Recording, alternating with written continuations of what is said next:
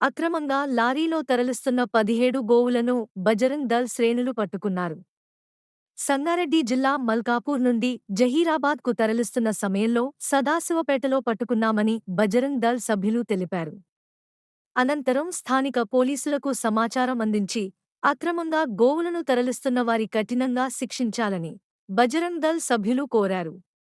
గోవులను అక్కడ నుండి నగరంలోని గోశాలకు తరలించారు. ఈ విషయమై పోలీసులు దర్యాప్తు చేపట్టారు.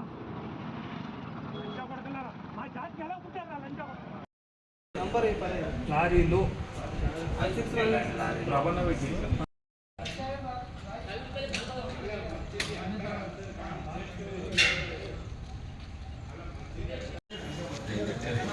నా పేరు నూకారపు రామకృష్ణ దొర. నేను ఉండేది హైదరాబాద్లో. Rainbow Vista Rock Garden, Green Hills Road, Hyderabad Hitech City దగ్గర. నేను పని మీద జైరాబాద్ వెళుతున్నా. హైదరాబాద్ నుంచి పెద్దాపూరు పెట్రోల్ పంప్ దగ్గర కడక్చాయ్ పెట్రోల్ పంప్కి మయాన్ని ఈ ముస్లింలు కొంతమంది ఒక 8+9 మంది, డ్రైవరు, క్లీనరు, వీళ్ళు 15 కోడిదూడల్ని, 2 పెద్ద ఆవుల్ని కట్టుకోళ్ళు మోసుకెళ్తూ ఉన్నారు లారీలో. Ashok Leyland lorry number AP 23/7072. వాడి డ్రైవర్ పేరు యాసిన్.